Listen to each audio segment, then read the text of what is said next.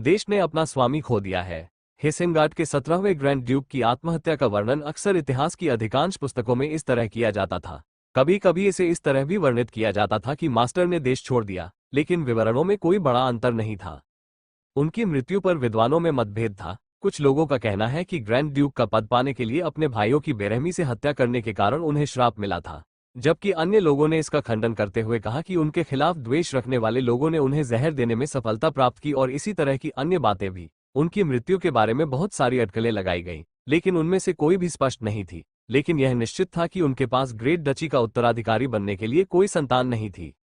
जब महाद्वीप की सबसे समृद्ध भूमि ने अपना स्वामी खो दिया, तो उसके पड़ोसी हबैन साम्राज्य और एथर साम्राज्य ने हेसेनगार्ड पर कब्जा करने की कोशिश की। दोनों राज्यों ने तर्क दिया कि वे ग्रैंड डची के नए स्वामी बनने के हकदार हैं, तथा उन्होंने कहा कि उनका शाही खून और हेसेनगार्ड के ग्रैंड ड्यूक के पूर्वजों का खून कितनी निकटता से मिला हुआ है। आखिरकार इन तर्कों ने एक बड़े युद्ध को जन्म दिया। दोनों राज्यों की सेनाओं ने हेसेनगार्ड में एक दूसरे का खून बहाया। ग्रेट डची पर युद्ध 3 साल से ज्यादा समय तक चला। उस दौरान हेसेनगार्ड की जमीन खून से लथपथ थी और मौत की बदबू से भरी हुई थी। अनगिनत युवा जीवन बिना अपनी आंखें बंद किए ही मर गए।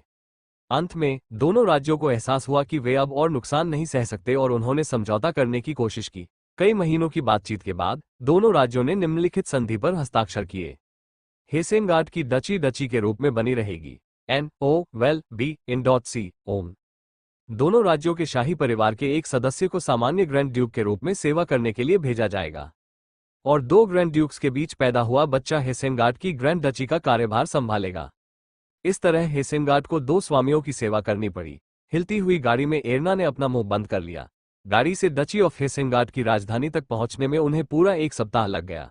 हालांकि यह राजधानी की ओर जाने वाली सड़क थी, लेकिन सड़क की हालत काफी खराब थी। शायद ये कुछ समय पहले हुई बारिश की वजह से हुआ था। हर बार जब गाड़ी का लकड़ी का पहिया असमान पथरीली सड़क पर लुढ़कता, तो एरना का चेहरा पीला पड़ जाता। उफ! जब उसका शरीर, जो पूरे दिन ऊपर नीचे हिलता रहा था, एक बार फिर उछला, तो उसने महसूस किया कि उसके पेट में एसिड ऊपर उठ गया है। उसे आश्चर्य हुआ कि यह उसका सौभाग्य था या दुर्भाग्य। उसने पहले ही अपना पूरा नाश्ता उल्टी कर दिया था और अब उसका पेट फिर से उबकाई खा रहा था। वह पानी की एक बूंद भी नहीं पी पा रही थी। जब उसने उल्टी की, तो उसके होठों से केवल एक कराह निकली और सौभाग्य से कोई गैस्ट्रिक द्रव बाहर नहीं आया। तभी उसे आगे भागते हुए शूरवीरों की चीखें सुनाई दी। ये ग्रैंड ड्यूक्स कैसल है, मैं ग्रैंड ड्यूक्स कैसल देख सकता हूँ। एरना का चेहरा चमक उठा जब उनकी तेज आवाजें बता रही थी कि उनके आगे क्या होने वाला है। आखिरकार वे अपनी मंजिल देख पाए। चेहरे पर चमक के साथ उसने खिड़की के पर्दे खींचने के लिए हाथ बढ़ाया। जैसे ही वो ऐसा करने वाली थी, उसके सामने बैठी नौकरानी ने तेजी से उसका हाथ मारा। थप्पड़! गाड़ी के अंदर एक जोरदार तमाचा की आवाज गूंजी। राजकुमारी! और जैसे जैसे नौकरानी की तीखी आवाज जारी रही, एरना आदतन डर गई। वो डर गई थी। तुम क्या कर रहे हो? मैंने तुमसे कहा था कि बाहर खतरा है। हालांकि नौकरानी सम्मानजनक लग रही थी, लेकिन उसकी आवाज से यह स्पष्ट था कि वो उसे नीची नजर से देख रही थी। इसके अलावा उसने एक घमंडी रवैया भी दिखाया, जैसे कि राजकुमारी के हाथ पर मारना कोई गलत बात नहीं थी। मुझे तो बस घुटन सी महसूस हुई। क्या आप भूल गए कि इस जगह पर पहुंचने की कोशिश करने वाले लोगों पर कई बार हत्या की कोशिश की गई है? राजकुमारी भाग्यशाली थी कि वह इससे बच गई। बेहतर होगा कि आप इसे ध्यान में रखें। मैं समझता हूँ। ऐसा नहीं था कि वह इस बात को भूल गई थी। ये भूलना आसान नहीं था कि कैसे उनसे पहले भेजे गए राजघरानों के 2 उम्मीदवारों की निर्मम हत्या कर दी गई थी। लेकिन इसका मतलब यह नहीं था कि नौकरानियों का रवैया स्वीकार्य था। दूसरी राजकुमारियां अपनी नौकरानियों पर चिल्लाती और उनके अशिष्ट व्यवहार के लिए उन्हें डांटती, लेकिन एरना ने ऐसा नहीं किया। नहीं, ऐसा इसलिए था क्योंकि वह ऐसा नहीं कर सकती थी। एरना अपनी स्थिति से अच्छी तरह वाकिफ थी। वह हेबेंस के राजा की दूसरी पत्नी की चौथी संतान थी। राजा ने एरना की मां से विवाह किया था। उम्मीद थी कि उनके बीच पैदा होने वाले बच्चों में उनकी मां की तरह ही जादू होगा। मैजिक टॉवर की एक जादूगरनी के रूप में वह एक सुंदर दिखने वाली महिला भी थी, लेकिन दुर्भाग्य से एरना को जन्म देने के बाद उसकी मृत्यु हो गई।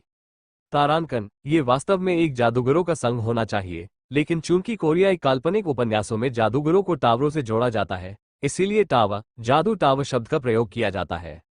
एरना अपनी मां से मिलती जुलती थी, इसलिए राजा को उम्मीद थी कि एरना में भी अपनी मां की तरह जादू की प्रतिभा होगी। लेकिन 16 साल की हो चुकी एरना ने अब तक जादू के लिए कोई योग्यता नहीं दिखाई थी। ये स्वाभाविक था कि राजा उससे बहुत निराश था।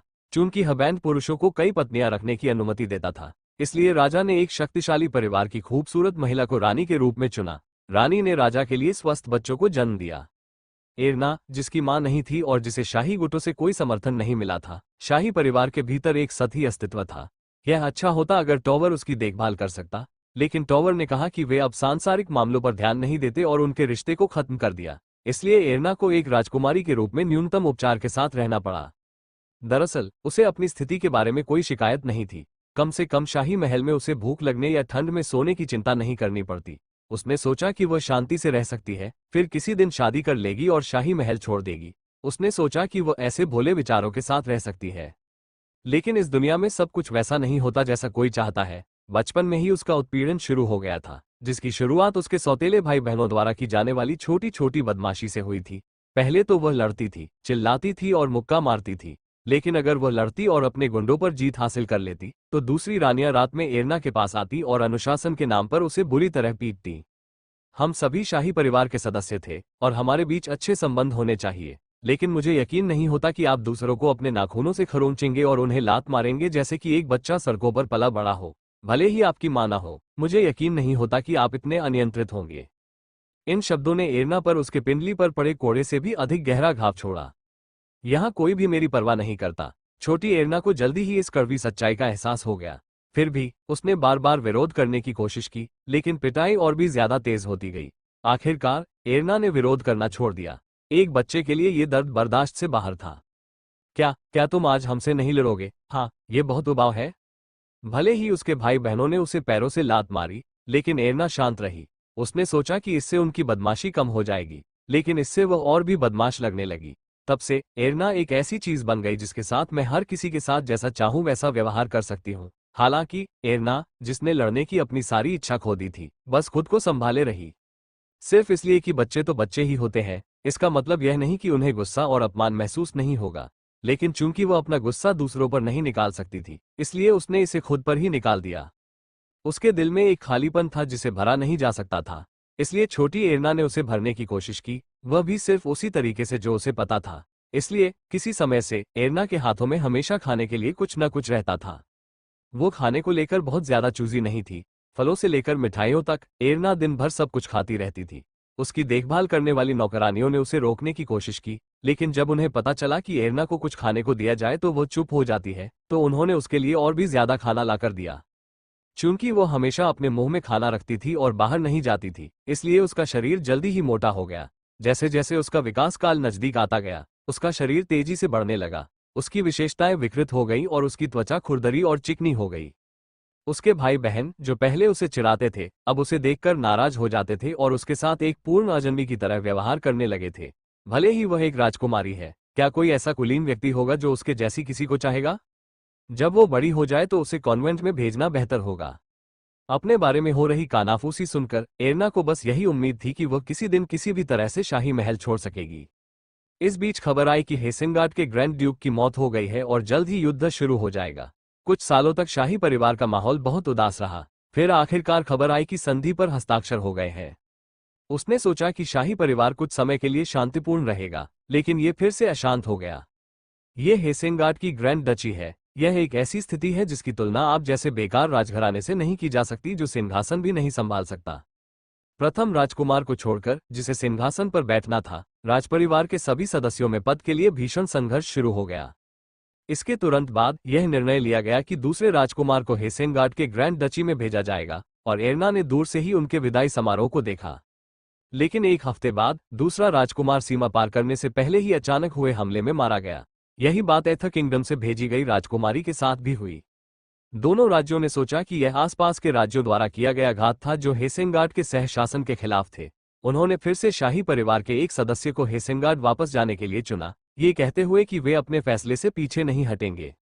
इस बार हबैन साम्राज्य की पहली राजकुमारी और एथा साम्राज्य के दूसरे राजकुमार को चुना गया, लेकिन हेसेनगार्ड पहुंचने से ठीक पहले उनकी भी जान चली गई।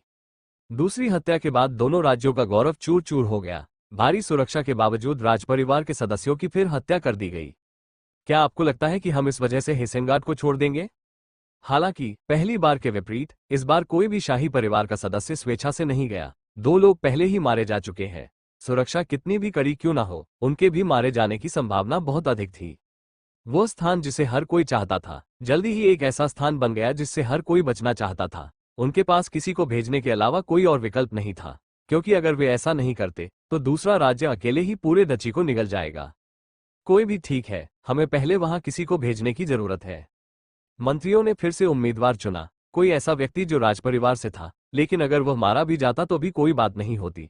कोई ऐसा व्यक्ति जिसकी मृत्यु पर कोई शोक नहीं मनाएगा। पूरे हबैंड राज्य में शाही परिवार का सिर्फ एक ही सदस्य था जो इन शर्तों को पूरा करता था। इस प्रकार एक हफ्ते बाद एरना को बिना किसी तैयारी के हेसेंगार्ड की ओर जाने वाली गाड़ी में घसीटा गया। मैं हमेशा से महल छोड़ना चाहता था, लेकिन मुझे इस तरह से जाने की उम्मीद नहीं थी। एरना ने हमेशा सोचा था कि उसे स्थानीय अभिजात वर्ग की पत्नी के रूप में बेचा जाएगा, लेकिन उसने कभी नहीं सोचा था कि वह ग्रैंड ड्यूक का पद लेगी, एक ऐसा पद जिसके लिए उसे किसी विदेशी भूमि पर कभी भी मारा जा सकता था। इसलिए एरना उस दिन तक स्थिति को ठीक से स्वीकार करने में असमर्थ थी, जब तक कि वो आखिरकार हेसेंगार्ड नहीं पहुंच गई। अब आप उतर सकते हैं। जब कोचवान ने गाड़ी का दरवाजा खोला तो एरना दरवाजे से बाहर झुक गई। ओह, खुले दरवाजे से वो ग्रेट हेसेंगार्ड कैसल देख सकती थी, जिसे उसने केवल तस्वीर में ही देखा था। ये हेसेंगार्ड के ग्रैंड ड्यूक के निवास के दर्जे के अनुरूप एक जगह थी। यह इस तरह से खड़ा था मानो अपने दर्शकों को एक तटस्थ राष्ट्र का गौरवशाली इतिहास बता रहा हो जो अपने पड़ोसी राज्यों द्वारा निगले जाने के बिना दृढ़ रहा। हेसेंगार्ड कैसल निवास स्थान की तरह नहीं, बल्कि युद्ध के लिए तैयार एक किले की तरह लग रहा था। सब कुछ अजीब था। महल की अजीबोगरीब शैली, उसके चारों ओर हेसेंगार्ड के लोग, उसके पैरों के नीचे घास, उसके बगल में पेड़ और उसके बालों से गुजरती हवा, उसके लिए सब कुछ बिल्कुल नया था। एरना ने महल की ओर देखा, जिसमें अभी भी पुराने हेसेंगार्ड का इतिहास बरकरार था। उसके दिमाग में केवल एक ही विचार था, क्या मैं यहाँ जीवित रह सकता हूँ?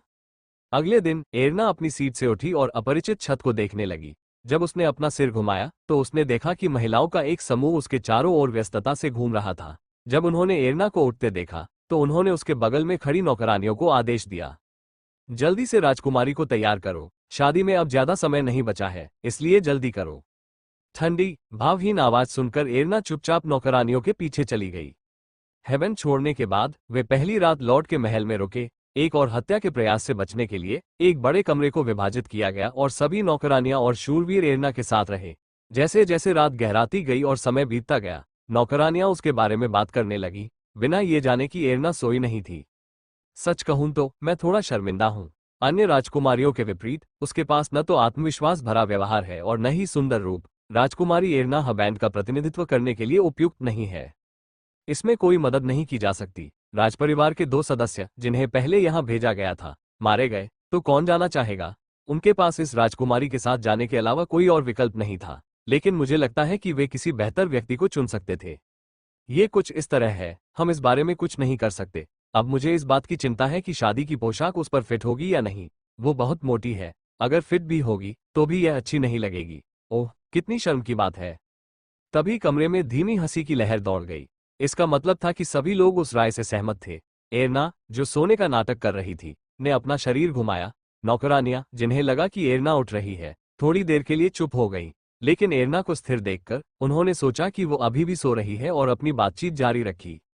उस रात एरना को पता चला कि महल की नौकरानियां उसके बारे में क्या सोचती थीं। वह बेधगी, शर्मनाक, राजा द्वारा त्यागी गई बच्ची और एक ऐसी दुष्ट जिसे मौत भी नहीं चाहती थी। ये सभी शब्द उसके नाम के आगे ये बताने के लिए रखे गए थे कि वो क्या थी।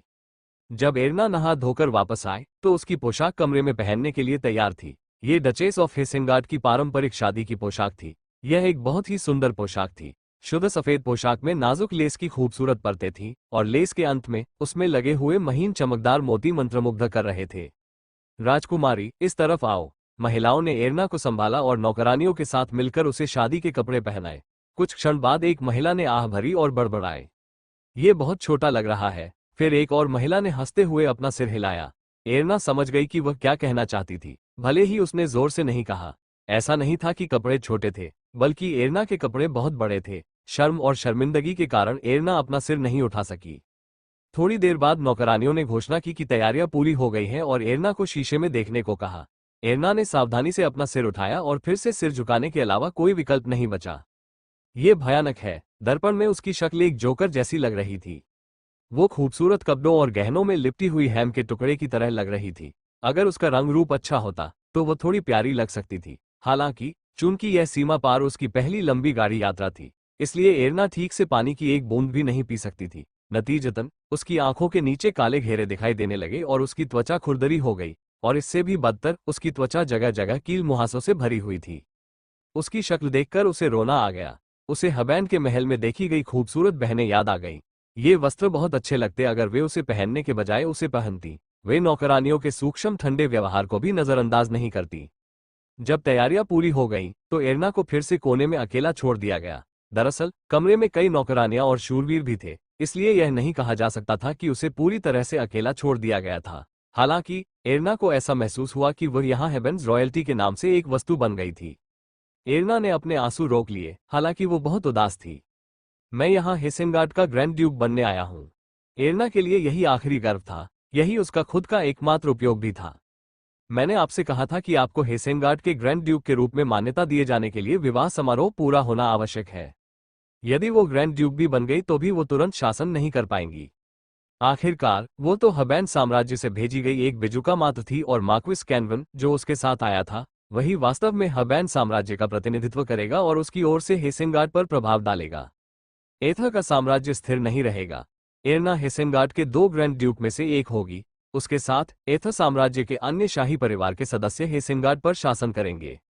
मैं तो उसका नाम भी नहीं जानता। वो दुश्मन तो था ही, साथ ही उसका पति भी था। इसलिए एरना अपने साथी के बारे में जानने को उत्सुक थी। हालांकि उसे पता था कि वो कुछ घंटों में उससे मिलने वाली है, लेकिन उससे पहले वो बुनियादी बातें जानना चाहती थी। कोने में बैठी एरना ने एक गुजरती नौकरानी से पूछने से पहले कुछ हिचकिचाहट दिखाए। क्या गलत? नौकरानी ने पिछली रात की घटना को याद करके आह भरी। क्या होगा अगर आपकी बिना सोचे समझे की गई टिप्पणियों से राजकुमारी एरना की उम्मीदें बढ़ जाएं? क्या आप जिम्मेदारी लेंगे अगर वह शादी के मंडप में ये जानकर चौंक जाए कि वो वास्तव में किससे शादी करने जा रही है? ये सुनकर जिस नौकरानी ने एरना से झूठ बोला था, वो उपहास करने लगी। क्या उम्मीदें? शाही परिवार के सदस्य के रूप में अपनी शादी से उसे क्या उम्मीदें हो सकती हैं? इसके अलावा क्या उसके लिए एक अच्छे साथी की उम्मीद करना बहुत बेशर्मी नहीं होगी? अगर मैं उसकी जगह होता तो मैं खुद को आईने में देखते ही ऐसे विचारों को त्याग देता। चुप रहो, बात करना बंद करो। क्या मैं गलत नहीं हूं? जब तुमने उसे शादी की पोशाक पहने देखा तो तुमने भी आह भरी। सच कहूं तो मुझे एथर साम्राज्य के राजकुमार के लिए दुख हो रहा है जो उससे शादी करने जा रहा है। हमारे हबैन साम्राज्य में कई खूबसूरत राजकुमारियां हैं और फिर भी उसे इस एक से शादी करनी होगी। इससे पहले कि हम मुसीबत में पड़ जाएं, बातें करना बंद करो, चलो जल्दी से अंदर चले जाएं। दोनों नौकरानियों ने बातचीत बंद कर दी और वापस कमरे में चली गईं। थोड़ी देर बाद जब हेसेनगार्ड अधिकारियों ने एरना को बताया कि समारोह कक्ष में जाने का समय हो गया है, तो वो कमरे से बाहर निकल गई। कई नौकरानियां और शूरवीर उसके इर्द गिर्द कई परतों में तैनात थे, जो शादी के हॉल में किसी भी अनिश्चित जोखिम को रोकने के लिए उसके साथ मिलकर आगे बढ़ रहे थे। इस वजह से एरना समारोह हॉल में अन्य लोगों के चेहरे ठीक से नहीं देख पा रही थी। सौभाग्य से अब तक कुछ भी बुरा नहीं हुआ है। दुल्हन, राजकुमारी और भाभी होने के नाते एरना को अपनी शक्ल सूरत पर बिल्कुल भी भरोसा नहीं था। इस वजह से वह अपने शरीर को कसना और खुद को सिकोड़ना चाहती थी। उसने देखा कि हॉल में कोई भी उससे संतुष्ट नहीं था और इससे वो खुद को और भी छुपाना चाहती थी। उसकी नौकरानियां जो पहले उसका मजाक उड़ाती थीं, वे शब्द उसके दिमाग में घूम रहे थे। वह कैसे उम्मीद कर सकती थी कि उसका साथी एक अच्छा साथी होगा? राजकुमारी को वास्तव में एक दर्पण की आवश्यकता है। दुख की बात है कि एरना के पास उनके साथ सहमत होने के अलावा कोई और विकल्प नहीं था। एरना को अपनी शादी की तंग पोशाक से नफरत थी जो उसके शरीर से चिपकी हुई थी। अगर पोशाक थोड़ी ढीली होती तो वो शायद खुद को ज्यादा ढक पाती। जब वो समारोह में पहुंची तो देखा कि मंच पर एक बुजुर्ग महिला खड़ी थी। नौकरानियां एरना को उसके पास ले गईं। स्वागत है, मिस एरना। वो महिला उसके लिए अजनबी थी, फिर भी वो बहुत ही मिलनसार थी। यह विचार बहुत ही बेतुका था, क्योंकि वह सोचती थी कि एक अजनबी उसके पति की नौकरानियों से ज्यादा विनम्र और विचारशील होगी।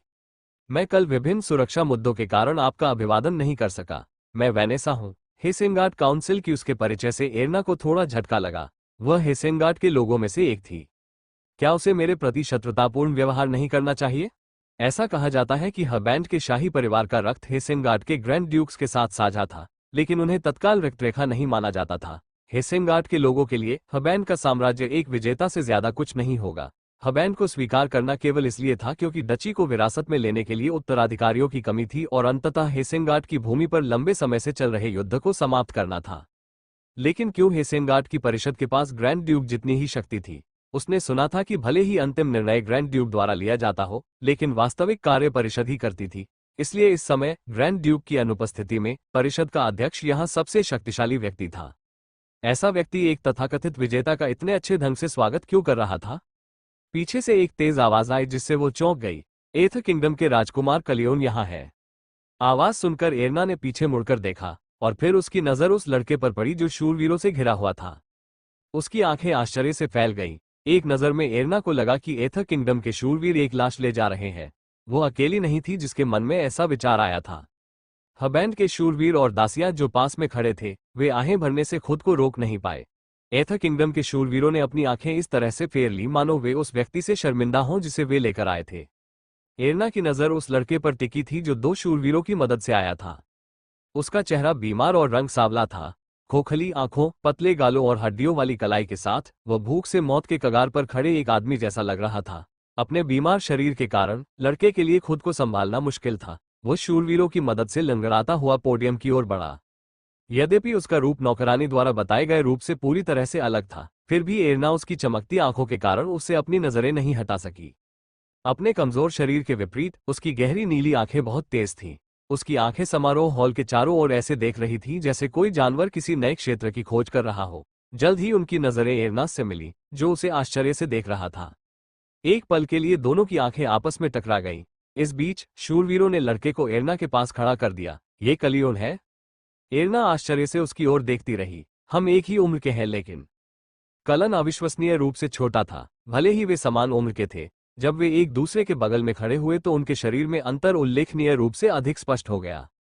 उफ! पीछे बैठे कुछ लोग इसे बर्दाश्त नहीं कर पाए और जोर से हंसने लगे। हंसी पूरे कमरे में फैल गई जैसे कि वो संक्रामक हो। उनमें से वैनेसा ही एकमात्र ऐसी थी जो वायरल हंसी के आगे नहीं झुकी थी। वो इस स्थिति को कम करने के तरीकों पर विचार कर रही थी। एरना ने अपने होंठ काटे क्योंकि वो कर्कश हंसी सुन रही थी। वो अच्छी तरह जानती थी कि वो एक तमाशा बन गई थी, लेकिन उसने उम्मीद नहीं की थी कि कलन, जो उसकी दुर्दशा को साझा करता था, लोगों के उपहास में भी शामिल होगा। उसे उसके लिए दुख हुआ। क्या ये कद्दू? एक पल के लिए एरना को अपने कानों पर संदेह हुआ। हैरान होकर उसने अपना मुंह खोले हुए अपनी तरफ देखा। हालांकि आवाज बहुत ज्यादा फटी हुई थी, लेकिन यह अनोखी धीमी थी, जो यौवन के परिपक्व होने पर किसी की आवाज थी। यह निश्चित रूप से वेनेसा की आवाज नहीं थी, इसलिए ये कैलियन की आवाज होनी चाहिए। तुम क्या देख रहे हो? मैं तुम्हारे बारे में बात कर रहा हूं। कलन ने शर्मिंदा एरना की तरफ ऐसे देखा जैसे वो कोई दयनीय प्राणी हो। उस पल एरना के दिमाग ने आखिरकार यह समझ लिया कि कलन ने उसे क्या कहा था। कद्दू। एक पल के लिए एरना का दिमाग खाली हो गया।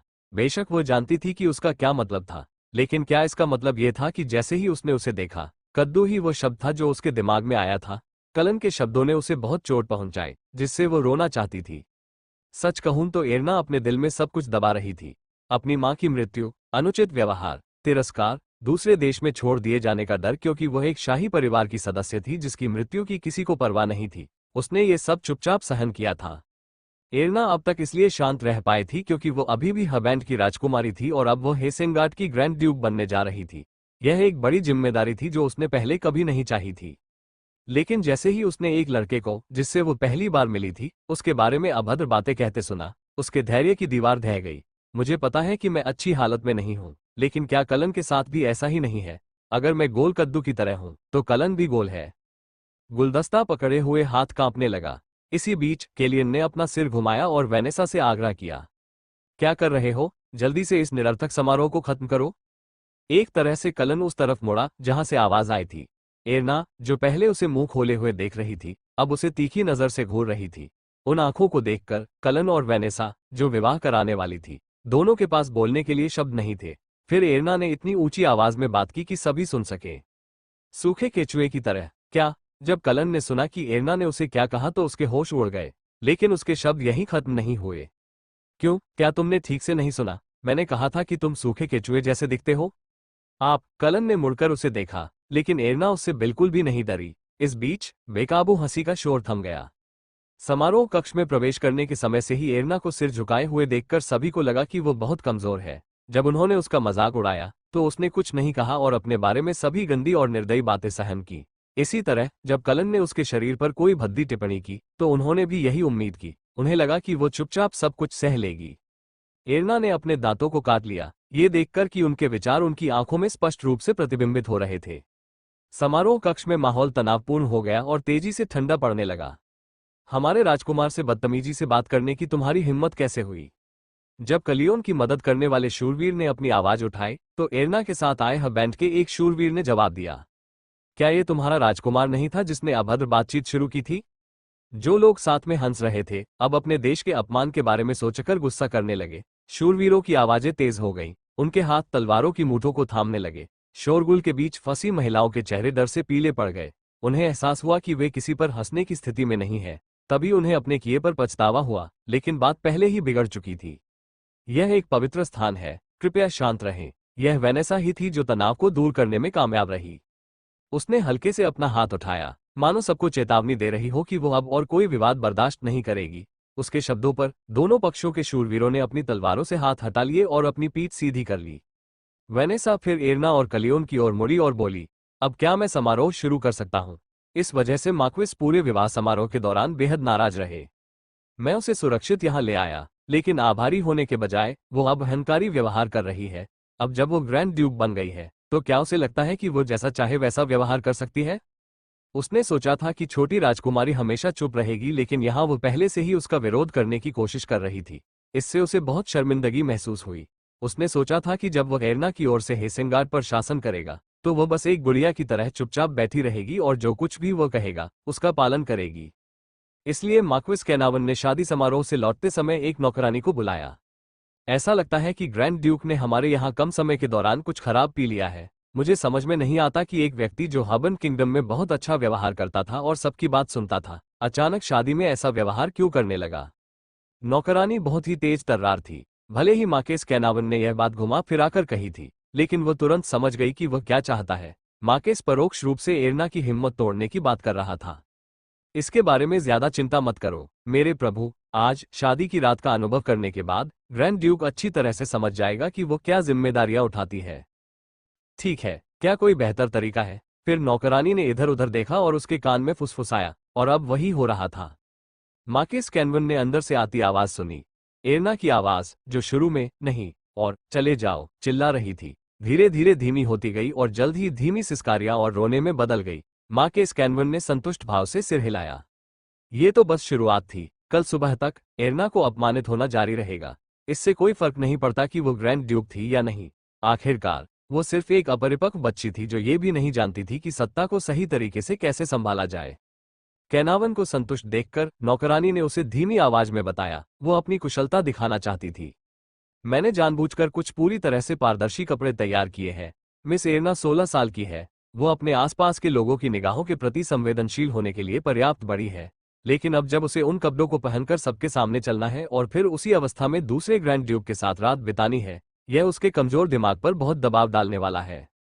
हाँ, इससे उसे बहुत तकलीफ होगी, इसलिए आपको और मुझे उसकी अच्छी देखभाल करने के लिए कड़ी मेहनत करनी होगी। बेशक, मैं ऐसा करूंगा मेरे प्रभु। दोनों को अच्छी तरह पता था कि एरना को अपनी मोटी और गंदी शक्ल पर शर्म आ रही थी। क्या शादी में लोगों द्वारा उस पर हंसने पर वो संवेदनशील नहीं थी? इसके अलावा ऐसा नहीं है कि शरीर आसानी से बदल सकता है। मार्क्विस कैनावन को चेहरे पर संतुष्टि के भाव के साथ मुस्कुराते हुए देखकर नौकरानी ने उनसे फिर बात की। वैसे क्या तुम सच में एथर किंगडम की जरूरतों को पूरा करोगे? उसका चेहरा, जो कुछ देर पहले तक मार्क्विस के साथ उत्साह से बात कर रहा था, थोड़ा काला पड़ गया। हमें उन्हें अस्वीकार कर देना चाहिए क्योंकि यह बहुत अपमानजनक है। ओह, आपका मतलब यही है। हमने अभी के लिए इसे स्वीकार करने का फैसला किया और बदले में कुछ ऐसा ही मांगा। जाहिर है, एथर के ग्रैंड ड्यूक बहुत सहयोगी नहीं थे। शुरुआत में दोनों पक्षों ने मांग की कि शादी की रात से पहले प्रत्येक राज्य के शाही परिवार के सदस्यों को एक बहुत ही पुरानी तरह की शारीरिक जांच से गुजरना होगा।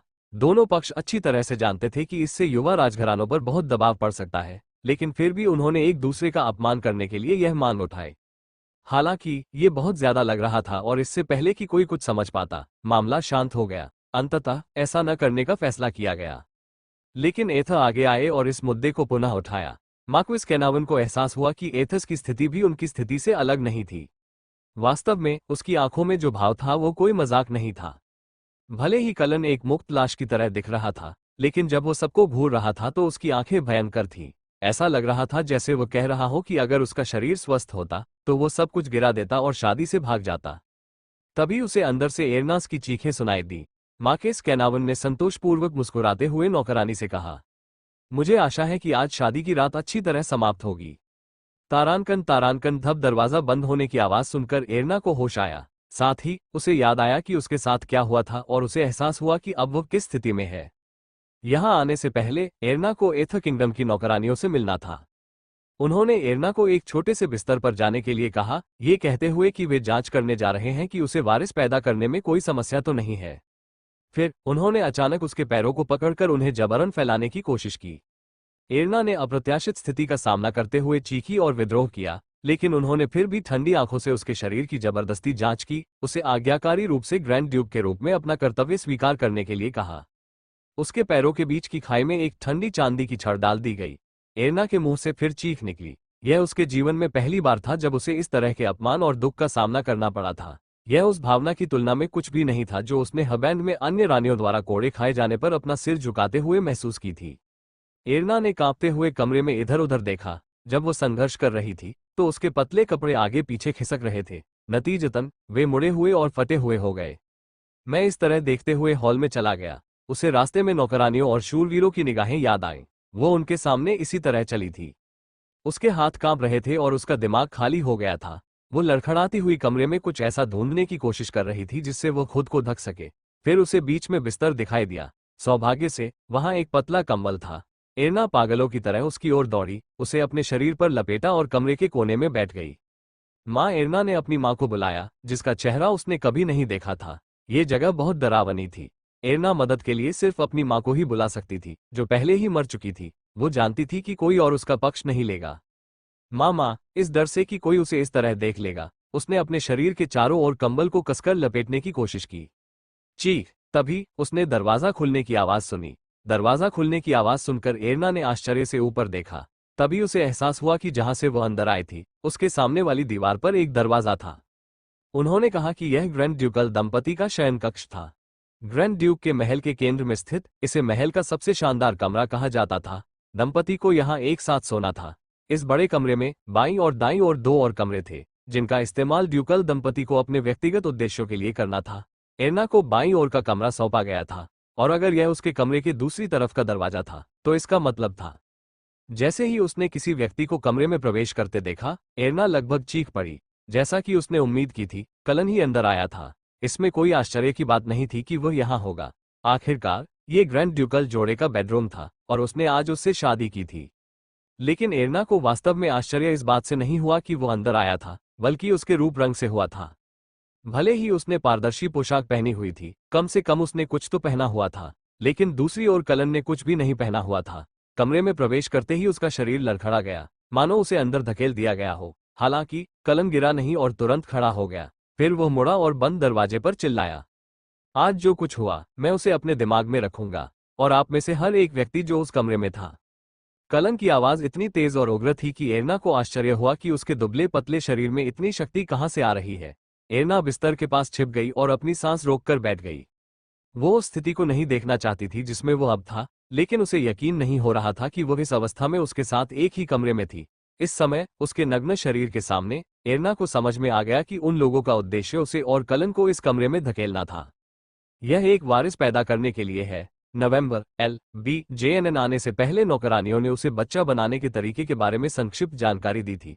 जब एरना खुद को धो रही थी तो वो उन अंगों के ग्राफिक नामों से शर्मिंदा थी जिन्हें उसने पहले कभी नहीं देखा था। लेकिन बच्चा बनाने की प्रक्रिया ने उसे और भी अधिक भ्रमित कर दिया। जब वह शर्म से लाल हो गई तो नौकरानियां हंसने लगी, मानो वे मजाक कर रही हो, और बिना कुछ छिपाए सब कुछ समझा दिया।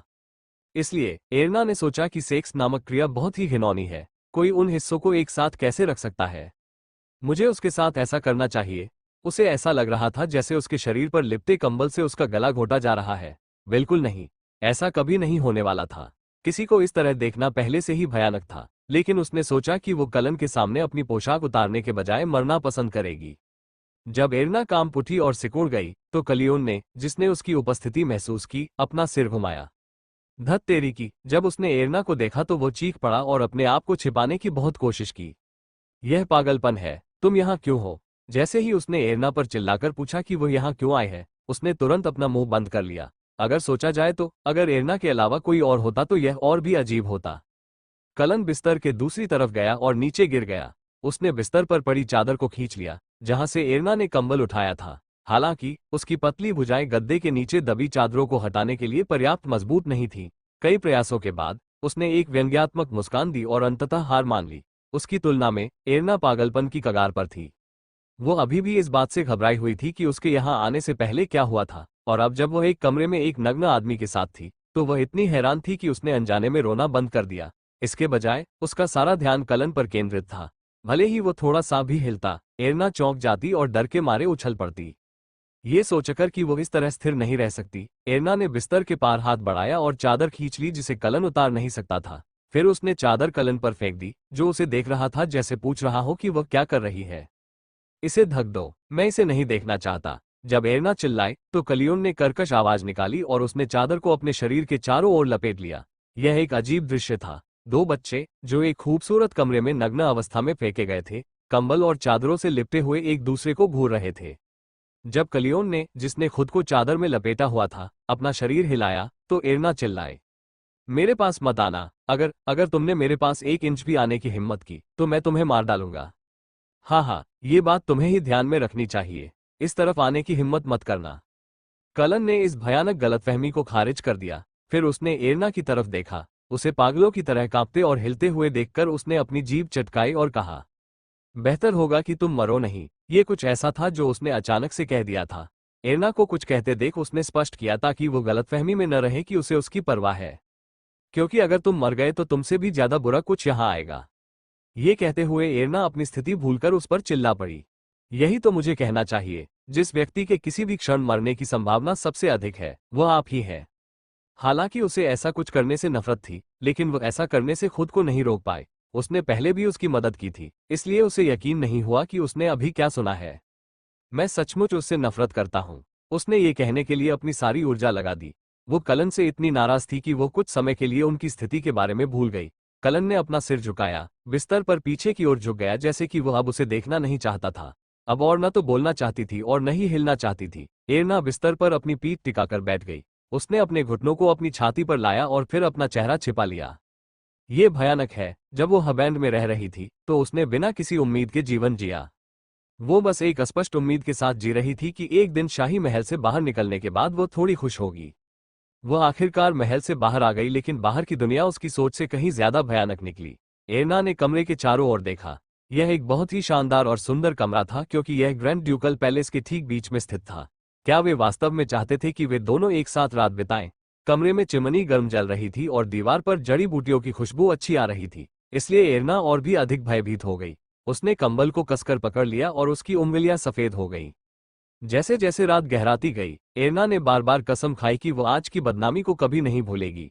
एक दिन वो निश्चित रूप से सभी को इसका बदला चुकाएगी, और जब वो दिन आएगा तो वो उस दुष्ट कलन को बाहर निकाल देगी।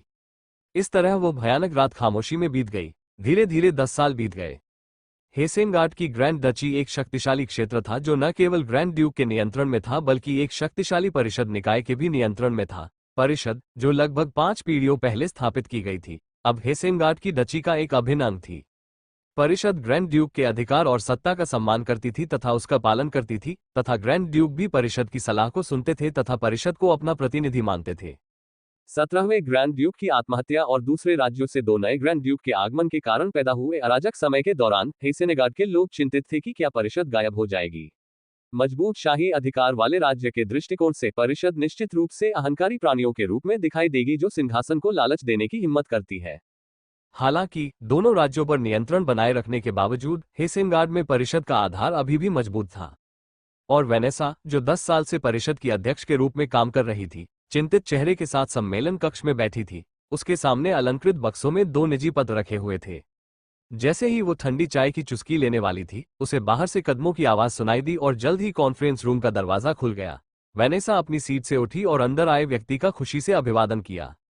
आह मिस एरना, आप यहाँ हैं। यह एरना ही थी जो दरवाजे से अंदर आई थी। वेनेसा ने एक पल के लिए उसे प्रशंसा से देखा। कमर तक पहुंचे हुए सुनहरे बालों ने खिड़की से आती धूप को बिखेर दिया। एरना के हर कदम के साथ उसके बालों पर रोशनी की एक किरण चमक रही थी। सम्मेलन कक्ष में प्रवेश करते समय एरना के कदम स्थिर थे। आप कैसी हैं, वेनेसा? एरना ने वेनेसा को देखकर मुस्कुराई। उसकी आंखें धीरे से मुड़ी और सिकुड़ी, लेकिन इससे पीछे की चमकती गहरे हरे रंग की पुतलियां नहीं छिप पाईं। एरना की आंखें, जिनकी लोग गर्मियों की हरियाली की याद दिलाने के लिए प्रशंसा करते थे, आज और भी ज्यादा चमक रही थीं। वेनेसा ने एरना को देखा और बहुत समय पहले की अपनी पुरानी छवि को याद किया। उसके चमकीले सुनहरे बाल और गहरी हरी आंखें नहीं बदली थीं, लेकिन इसके अलावा उसके बारे में सब कुछ बदल गया था। उसके चेहरे पर जो दाने थे वे अब बिना किसी निशान के गायब हो गए थे। अब केवल साफ बेदाग त्वचा रह गई थी। अब जबकि उसका यौवन पूरी तरह से बीत चुका था, उसके चेहरे के जो लक्षण बड़े होने के दौरान कुछ समय के लिए बेजान हो गए थे, वे अब ठीक से विकसित हो गए थे। गोल माथा, सीधी भौहें, ऊंची और तीखी नाक और छोटे मोटे लाल होंठ। हबैंड की राजकुमारी, जो कभी अपनी कुरूपता और भद्दी शक्ल के लिए उपहास का पात्र थी, अब गायब हो चुकी थी और अब केवल एक खूबसूरत महिला बची थी, जो एक नज़र में ही लोगों को अचंभित कर सकती थी। ये सिर्फ उसका चेहरा ही नहीं था जो बदल गया था।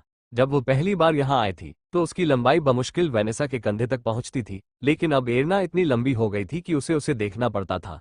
उसके गोल मटोल शरीर ने भी अपनी सारी चर्बी खो दी थी और अब उसके लंबे पतले अंग थे, लेकिन वह बिल्कुल पतली नहीं थी। उसके पास वो सभी वक्र थे जो एक वयस्क महिला के पास होने चाहिए।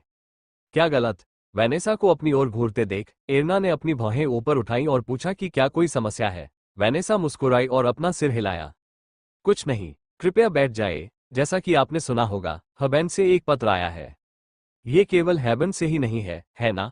एरना ने तीखी आवाज में कहा। जैसे ही उसकी नजर वेनेसा के शब्दों पर मेज की ओर गई, मेज पर रखे दो पत्रों को अलग अलग प्रतीकों से सील किया गया था। एक जिसमें प्रतीक के रूप में ड्रैगन था वह हेबन से था, जबकि दूसरा एथर से था जो भालू को अपने प्रतीक के रूप में इस्तेमाल करता था। इसका मतलब है कि एरना का चेहरा तुरंत विकृत हो गया। तभी उसने गलियारे से नीचे किसी के चलने की भारी पदचाप सुनी। उस व्यक्ति ने जल्द ही बिना खटखटाए दरवाजा खोल दिया, ठीक वैसे ही जैसे एरना ने अंदर आते समय किया था। एरना के अलावा पूरे हेसेंगार्ड में केवल एक व्यक्ति था जिसे कहीं भी प्रवेश करने से पहले दस्तक देने की जरूरत नहीं थी। सर कलियोन, आप भी यहाँ हैं। वेनेसा मुस्कुराई और कलियोन को झुककर प्रणाम किया। एरना अकेली नहीं थी जो 10 सालों में बदल गई थी। कलन, जो दरवाजा खोलकर अंदर आया, इतना लंबा था कि वेनेसा के लिए उसे देखना मुश्किल था, भले ही उसकी गर्दन टूट जाए। जब उसने दरवाजा खोला तो उसका सिर लगभग ऊपर से टकरा गया। सिर्फ उसकी लंबाई ही नहीं बदली थी, समय बीतने के साथ उसके पूरे शरीर में काफी बदलाव आया था। अब उसके कंधे चौड़े थे, हाथ मोटे थे और छाती की मांसपेशियां मजबूत थी जो उसके लबादे पहनने पर भी उभर कर दिखती थी। उसकी कमर उसकी छाती के मुकाबले थोड़ी पतली थी, लेकिन उसके मोटे पैर, जो उसके मजबूत शरीर को सहारा देते थे, जंगली घोड़े की तरह मजबूत थे।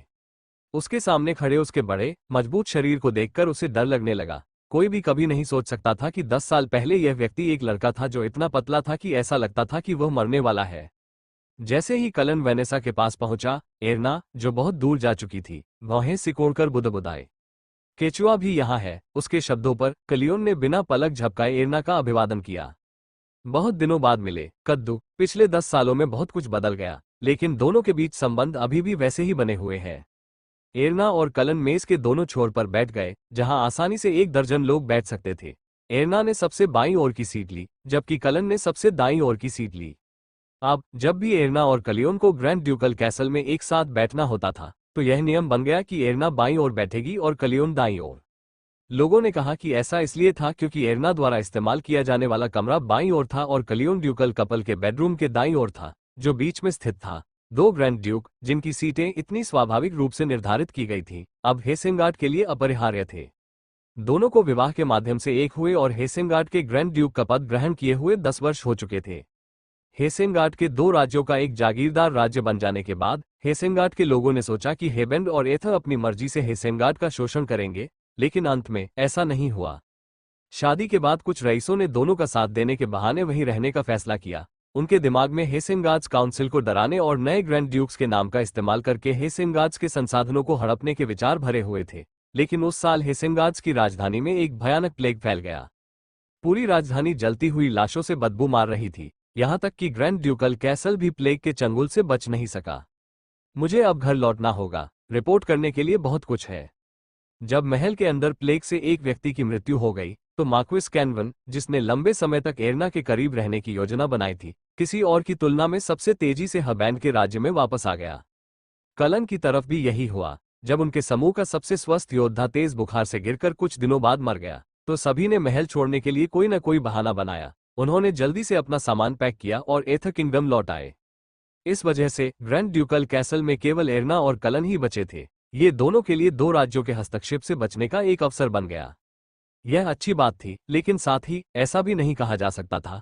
हेसेंगार्ड के लोग जानते थे कि अगर उन दोनों पर कोई मुसीबत आती है तो उन्हें किसी दूसरे व्यक्ति के आने का इंतजार करना होगा, इसलिए उन्होंने उनका बहुत ख्याल रखा। अब जब उनके उत्पीड़क चले गए, तो अपरिचित लेकिन दयालु लोगों की देखभाल में दोनों जल्दी से बदलने लगे। सबसे पहले सबसे बड़ा बदलाव दोनों के दिखावट में आया। एरना अब खुद को बहुत ज्यादा खाने से परेशान नहीं करती थी और एक निश्चित समय पर एक निश्चित मात्रा में ही खाना खाती थी।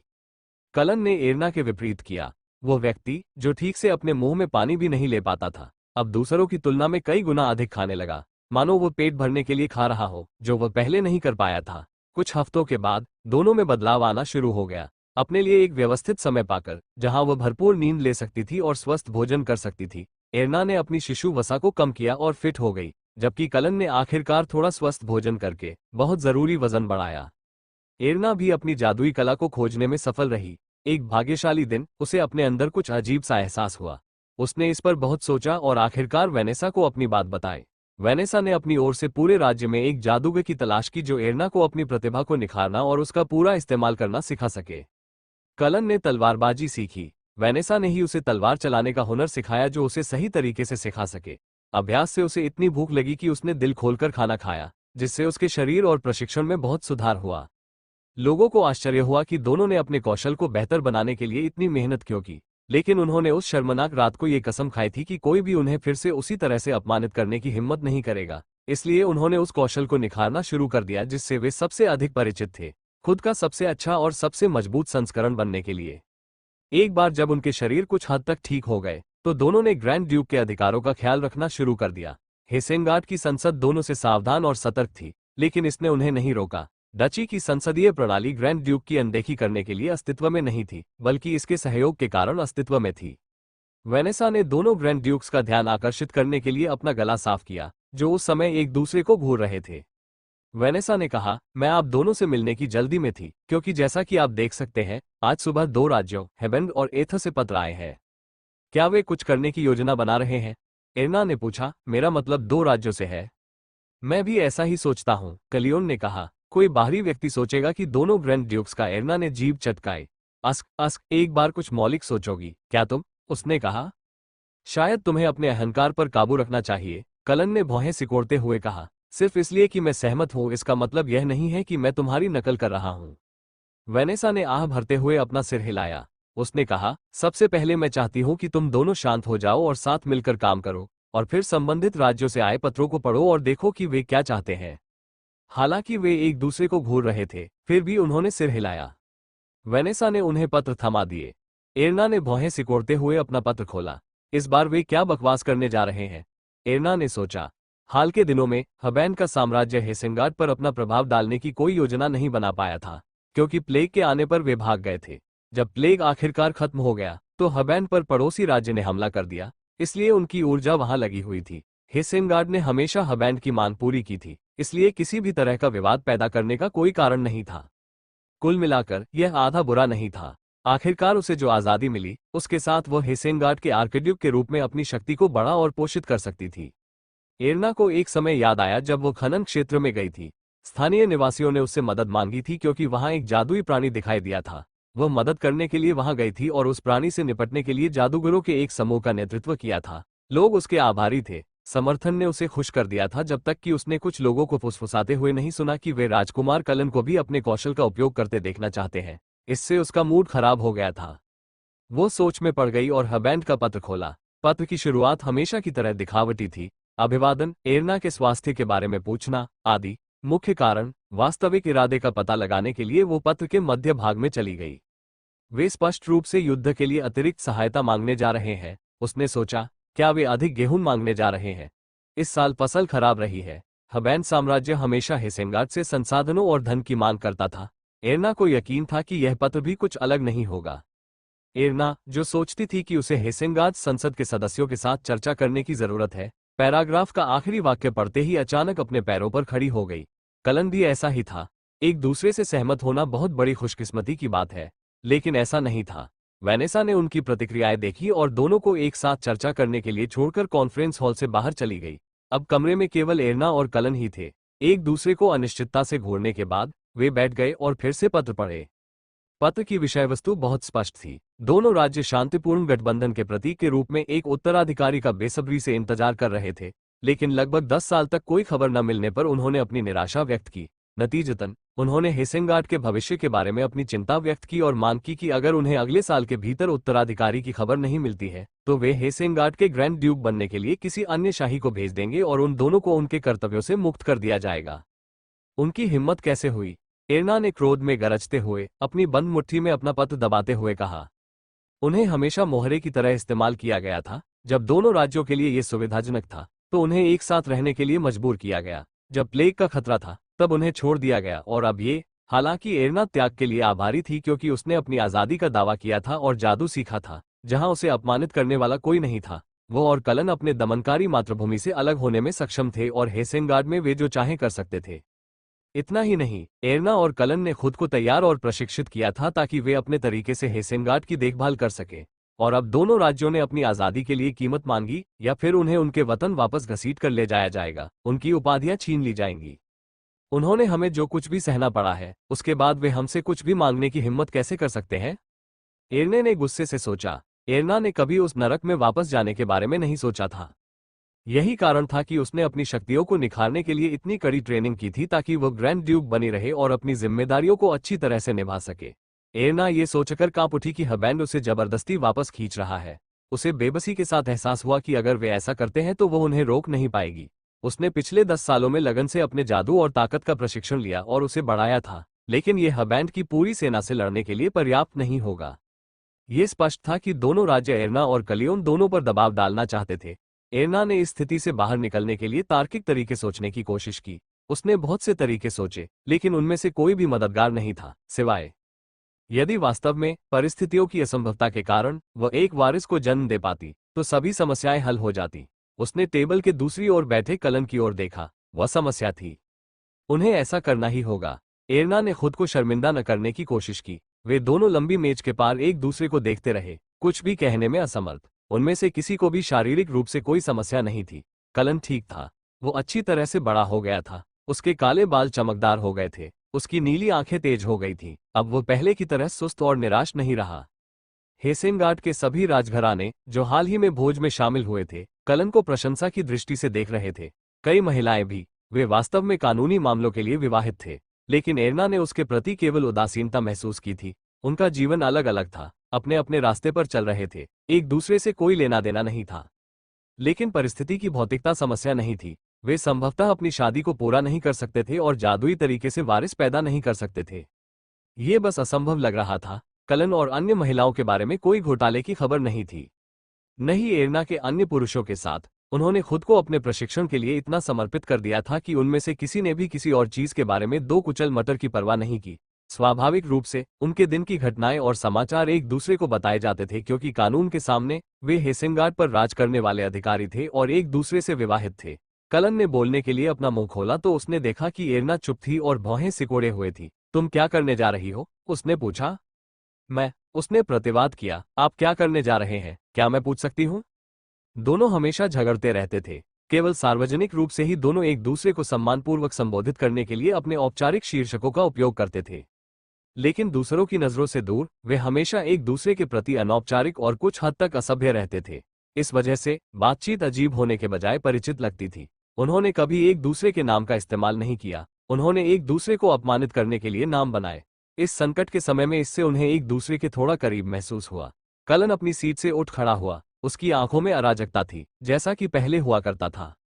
मैं आपको ये बता दूं कि मेरा यहाँ अपना पद छोड़ने और उस नरक में वापस जाने का कोई इरादा नहीं है, उन्होंने जोरदार तरीके से कहा। और मैं जानता हूं कि आपके लिए भी यही स्थिति है। क्या मैं गलत हूं? आप गलत नहीं है, उसने कहा। मेरा हबन वापस जाने का कोई इरादा नहीं है। उसने कहा, तुम्हारी जादुई कला और जादूगरों की सेना मेरे सैनिकों और हथियारों के साथ, मेरे कौशल के साथ, दो शक्तिशाली राज्यों की सेनाओं से लड़ने के लिए अभी भी पर्याप्त नहीं है। अगर वे एक साथ आ जाएं, हमारे पास केवल एक ही रास्ता है। कलन रुक गया। फिर उसने आह भरी।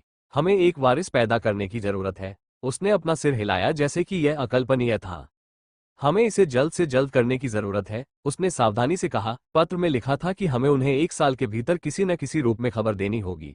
मैंने सुना है कि गर्भावस्था की पुष्टि होने में 2 महीने लगते हैं। उसने सवालिया निगाहों से उसकी ओर देखा।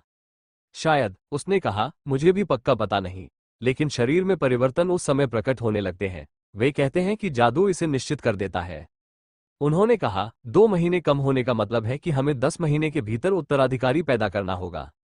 कुछ देर रुककर उसने मेज पर अपनी उंगलियां थपथपाते हुए एरना को देखा। मैं नहीं चाहता कि यह सब ज्यादा लंबा चले। सर्दी आने से पहले मैं शूरवीरों का एक नया क्रम पूरा करना चाहता हूं जिसे मैं अभी बना रहा हूं। मैं इसे स्थगित कर सकता हूं, लेकिन आसपास कुछ विवाहित जोड़ों को देखने के बाद ऐसे कई मामले हैं जहां बच्चे पैदा करना योजना के अनुसार नहीं होता है। एरना कलन की बात सुनकर थोड़ी हैरान हुई। उसने सोचा था कि वह वैवाहिक जीवन शैली के प्रति उदासीन है, लेकिन ऐसा लग रहा था कि वह जोड़ों और बच्चों की संभावना पर नजर रख रहा था। तो फिर आप क्या प्रस्ताव रखते हैं? एरना ने पूछा। इसलिए हमें जल्दी से जल्दी शुरू कर देना चाहिए, जैसा कि मैंने कहा। अगर संभव हो तो उसने उदासीन स्वर में बात की, जैसे कि वो भोजन मेनू देख रहा हो, लेकिन वो किसी को बेवकूफ नहीं बना रहा था। आज से अगर यह आपके लिए ठीक है, तो उसने कहा। तारांकन टब में गर्म पानी में डूबी एरना ने कुछ थकावट भरी आहें भरी। अब मुझे क्या करना चाहिए? उसने विलाप किया। जब कलन ने आज के लिए अपना प्रस्ताव रखा था, तो उसने लगभग ये कहकर जवाब दिया था कि क्या तुम पागल हो? लेकिन उसे एहसास हुआ कि यह अनुचित होगा, क्योंकि उनके पास ज्यादा विकल्प नहीं थे। इसलिए उसने उसके सवालिया नजरिए पर हाँ कह दिया था। उसने उसे सूचित किया था कि वह आज आधी रात से 1 घंटे पहले कपल्स रूम में उससे मिलेगी। उसने निराश होकर आह भरी। वो इस संभावना से परेशान और असहाय महसूस कर रही थी। कलन बहुत शांत दिख रहा था, लेकिन वह उसे जानती थी। वह अपनी परेशानी को छुपा रहा था। चाहे वे दोनों किसी भी स्थिति में क्यों न हो, उसे इस बात से तसल्ली थी कि वह अकेली नहीं होगी जो इस अपमान को झेल रही होगी। खैर, पुरुषों के लिए यह कोई बड़ी बात नहीं है। एरना ने अपनी उंगली से नहाने के पानी की सतह को हिलाते हुए जोर से कहा। हेसेनगार्ड के अपवाद के साथ महाद्वीप के अधिकांश राज्यों में पुरुष कई पत्नियां रख सकते थे। इसलिए हबैंड में राजघरानों के लिए 2 से 5 पत्नियां रखना मानक था। एथा के राज्य के कलन के गृहनगर के लिए भी यही बात लागू थी। कलन को भी पता होगा कि चीजें कैसी थी। उत्तराधिकारी बनाना एक कर्तव्य और पुण्य था। राजघराने के पुरुष कई पत्नियां रखते थे और कई बीज बोते थे ताकि जरूरत पड़ने पर वारिस की कमी न हो। पुरुषों को अपने अंदर बच्चे को पालने और पालने की जरूरत नहीं थी, तो उन्हें इस बात की क्या परवाह थी कि उन्होंने अपने बीज किसके अंदर बोए। बेशर्म कीड़े। एरना को इस साल के लिए बनाई गई अपनी योजनाएं याद आ गईं। जिस तरह कलन अपने शूरवीरों को बनाने के लिए हरसंभव प्रयास कर रहा था, उसी तरह एरना भी अपने अधीन जादूगरों की संख्या बढ़ाने के लिए हरसंभव प्रयास कर रही थी। उसने अपना हर जागने का समय और अधिक जादू सीखने और अपने समूह को मजबूत बनाने के लिए समर्पित कर दिया था। जैसा कि आज के पत्र से स्पष्ट है, ग्रैंड ड्यूकल एक ऐसी चीज थी जिसे राज्य चाहे तो गिरा सकते थे। इसलिए उन्हें ग्रैंड ड्यूकल की स्थिति की तुलना में खुद का बचाव करने के लिए अधिक शक्ति की आवश्यकता थी। मैं वर्ष के अंत में लोगों को एक साथ लाने और उन्हें सिखाने का भी प्रयास करने वाला था। पूरी योजना के विफल होने की आशंका थी। फिर से चिड़चिड़ाहट में एरना ने खुद को शांत करने की पूरी कोशिश की। ठीक है, उसने बुदबुदाते हुए कहा, बेहतर होगा कि इसे खत्म कर दिया जाए। हाँ, कभी नहीं चाहती थी कि उसके जीवन में चीजें इस तरह से हो, लेकिन जीवन में हर वो चीज नहीं मिलती जो कोई चाहता है। एरना ने अपना वादा नहीं भुलाया था। अगर वे ऐसा करते तो उनकी स्थिति सुरक्षित रहती। अगर वे बच्चे पैदा करते तो कोई भी उन्हें फिर कभी अपने पद से हटने का आदेश देने की हिम्मत नहीं करता। एरना तब से उठी और दीवार पर लगे आईने के पास पहुंची। तुम ये कर सकती हो, उसने बाथरोब में लिपटी अपनी परछाई से कहा। तुम्हें डर नहीं लगता? वह आईने के सामने बहुत देर तक खड़ी रही, फुसफुसाती रही और खुद को ये यकीन दिलाने की कोशिश करती रही कि वह बहादुर, बोल्ड और खूबसूरत है, कि यह कुछ भी नहीं है। तारानकन डिंग। दादाजी की घड़ी की आवाज सुनकर एरना ने अपने सामने रखे दस्तावेजों से अपनी आंखें हटा ली। घंटे की सुई अब 11 की ओर इशारा कर रही थी। अपना वादा पूरा करने का समय आ गया था। बूचड़खाने में खींची जा रही गाय की तरह अधमरी खड़ी होकर उसने आखिरी बार आईने में देखा। आमतौर पर वह अपने कमरे में आराम से पायजामा पैंट पहनती थी, लेकिन आज उसने एक ड्रेस पहनी थी। हालांकि ये सुंदर दिखने के इरादे से नहीं था।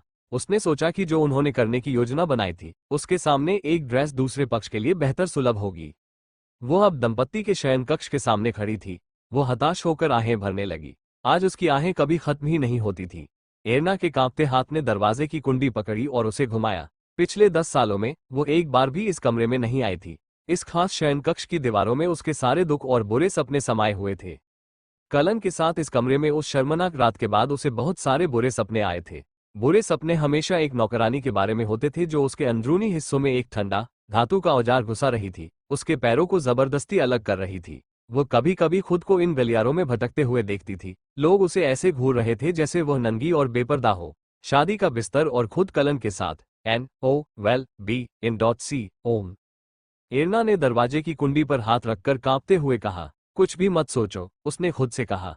उसकी गर्दन के पीछे पसीना बह रहा था। क्या मुझे बस मुंह फेर लेना चाहिए? वो दरवाजे पर झिझकी। क्या होगा अगर वह यहाँ से मुंह फेर ले, अपने कमरे में वापस चली जाए, दस्तावेज का अध्ययन करे, कुछ गर्म चाय की चुस्की ले, थोड़ा जादू करे और सो जाए? क्या होगा अगर वह ये सब सिर्फ एक बुरे सपने के रूप में भूल जाए? सबसे ज्यादा संभावना है कि कलन उसके कमरे में घुसकर पूछेगा कि उसने अपना वादा क्यों नहीं निभाया। कलन उससे उतनी ही नफरत करता था जितनी वह उससे करती थी। उनकी शादी की पहली रात ने एक दूसरे के लिए गहरी नफरत पैदा कर दी थी, और इसके अच्छे कारण भी थे। उसे उससे नफरत करने का और कारण देना, हालांकि एक आकर्षक संभावना है, लेकिन उनके लिए वो करना आसान नहीं होगा जो करने की जरूरत थी। इससे उनकी समस्याएं हल नहीं होंगी। वो इसे ये कहकर टाल नहीं सकती कि मैं आज थक गई हूं, क्योंकि अगले दिन भी यही होगा और इसी तरह।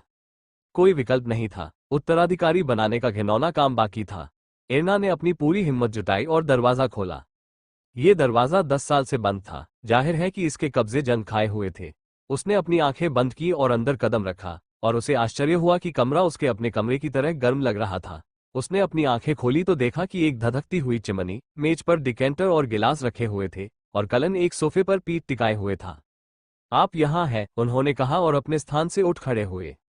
वो उसकी ओर चला गया। एर्ना ने बड़ी मुश्किल से निगला जब वो उसके पास पहुंचा और उसके सामने खड़ा हो गया। उसने केवल एक चीज पर ध्यान दिया कि वह कितना बड़ा था। वह जानती थी कि वह लंबा और सुडौल था, जैसा कि वो थी। उसका शरीर हमेशा से ही सुडौल था। नाजुक शब्द वह पसंद नहीं था या उससे जुड़ा हुआ नहीं था, लेकिन निकटता बर्फ के पानी की तरह महसूस हुई, क्योंकि उसने महसूस किया कि वह वास्तव में उसकी तुलना में बहुत बड़ा लग रहा था। उसने उसकी बाहों को देखने की कोशिश नहीं की, जो मांसल, विशाल और मजबूत दिख रही थी। हवा में शराब की गंध फैली हुई थी। उसने अपनी नजर मेज पर रखे डिकेंटर और गिलासों पर घुमाई। वो दंग रह गई। कलन ने कभी शराब को हाथ नहीं लगाया, पीना तो दूर की बात है। वो हमेशा खाने के समय अपनी शराब को बिना छुए छोड़ देता था। उसने अपने साथ यात्रा करने वाले शूरवीरों से भी सुना था कि वो कभी भी सराय में बियर नहीं पीता था। सिर्फ गंध से ही वो अंदाजा लगा सकती थी कि मेज पर रखी शराब काफी तेज थी। उसकी भौहें ऊपर उठ गईं। यह उसके लिए एक के बाद एक झटके से भरा दिन था। तरल साहस, उसने सोचा। इससे उसका मन थोड़ा शांत हुआ कि कलन को भी नहीं पता था कि वह क्या कर रहा है, कि वह भी उसकी तरह ही घबराया हुआ और चिंतित था। एक साथ ऐसा करने का विचार उन दोनों के लिए इतना बेतुका था कि कलन इसके बारे में सोच भी नहीं सकता था। गिलास लेकर युगल बेडरूम में वापस आई। एर्ना ने अपने संग्रह से सबसे तेज शराब चुनी और जल्दी से उसका एक गिलास पी लिया। मैंने इस बारे में क्यों नहीं सोचा, उसने सोचा। उसे लगा कि वो मूर्ख है। कलन के विपरीत, उसे शराब बहुत पसंद थी, लेकिन वह हमेशा बहुत ज्यादा शराब पीने से बचती थी, क्योंकि एक बार नशे में धुत होने के बाद उसके लिए जादू का इस्तेमाल करना मुश्किल होता था। लेकिन आज किसी जादू की जरूरत नहीं थी। उसने अपने गिलास में बची हुई आधी शराब पी ली। ये फलदार शराब खास तौर पर हेसेनगार्ड के दक्षिणी क्षेत्र में बनाई जाती थी। यह उस क्षेत्र का स्वादिष्ट व्यंजन था। स्वाद में मीठा होने के बावजूद शराब काफी तीखी थी। आमतौर पर इसे पानी या बर्फ में मिलाकर पिया जाता था, लेकिन उसे इसकी परवाह नहीं थी। उसने इसे बिना पानी मिलाए पी लिया। उसे इसकी जरूरत थी। कुछ घूंट पीने के बाद ही इसका असर दिखने लगा। एर्ना का पेट जलने लगा। गर्मी उसके गालों तक पहुंच गई। जब उसने अपना हाथ अपने गालों पर रखा तो वह गर्म था। उसकी दृष्टि धुंधली होने लगी। आमतौर पर उसे ऐसा महसूस करना पसंद नहीं था, इसलिए वो शराब पीते समय हमेशा खुद पर नियंत्रण रखती थी। उसे हर समय सही मानसिकता में रहना पसंद था, क्योंकि वो इस तरह से जादू का इस्तेमाल कर सकती थी। लेकिन आज कुछ अलग था। वो सोचना नहीं चाहती थी। वो शांत नहीं रहना चाहती थी। जब उसकी दृष्टि में सब कुछ तिरछा होने लगा तो वो कमरे के बीच में बड़े बिस्तर की ओर सरक गई। वो उस पर लेट गई और गहरी सांस ली। कलन उसे चुपचाप और चुपके से देख रहा था। आखिर मुझे उसे सब कुछ बताना ही क्यों है, उसने शाप दिया। करो, वह झल्लाकर बोली। क्या करे, उसने पूछा। उसने कुछ अपशब्द कहे। जल्दी करो और वही करो जो हम करने आए हैं, उसने झपट्टा मारा। तुम कैसे करते हो, मुझे उम्मीद है। एर्ना ने अपना जबड़ा कस लिया और अपनी मुट्ठी को अपनी तरफ से कस लिया। तकनीकी तौर पर कहा जाता था कि जब कोई पुरुष उत्तेजित होता है तो वह अपने लिंग को महिला के अंतरंग अंगों में डाल देता है। यही वो संभोग था जिसके बारे में एर्ना जानती थी। जो लोग प्यार में होते थे वे ज्यादातर ऐसा करते थे। वो जानती थी कि इससे दर्द होगा। एर्ना को दर्द पसंद नहीं था। हालांकि ऐसा कहा जाता था कि जैसे जैसे कोई व्यक्ति यौन रूप से कुशल होता जाता है, दर्द कम होने लगता है। मैंने पहले कभी ऐसा नहीं किया, मुझे पता है कि इससे दर्द होगा, उसने सोचा और कलन के बारे में सोचा। ऐसा कहा जाता है कि अगर पार्टनर में से कोई एक काफी अनुभवी है तो वे दर्द को कम कर सकते हैं और इसे आनंद में बदल सकते हैं। एर्ना को लगा कि उसकी बाहों में रोंगटे खड़े हो गए हैं। उसे दर्द पसंद नहीं था, लेकिन कलन से आनंद के बारे में सोचकर उसे उल्टी आने लगी। कलन के साथ वह क्या करने 10 साल हो चुके थे और अभी भी एर्ना की कलन के प्रति दुश्मनी में जरा भी बदलाव नहीं आया था। कलन के लिए भी यही स्थिति थी। शायद वे अपनी नींद में एक दूसरे की हत्या न करते, लेकिन उनके बीच कोई प्यार नहीं था। हालांकि एरना कलन को देखने से कतरा रही थी। ये सब उनकी शादी की रात की यादें ताज़ा कर रहा था। शर्मनाक शादी और उसके बाद की रात, जब भी वह उसे देखती, वह उससे बचने की पूरी कोशिश करती। वो उस रात मौजूद था। उसने सारी बुरी यादें ताज़ा कर दी। इसलिए जब भी वह उसे आते देखती, तो दूसरी तरफ जाने की कोशिश करती। हर बार एरना ने उसे बिस्तर की ओर बढ़ते हुए सुना। वह बिस्तर पर स्थिर हो गई। मुझे उम्मीद है कि यह जल्द ही खत्म हो जाएगा, उसने सोचा। उसने इसके बारे में एक किताब में पढ़ा था।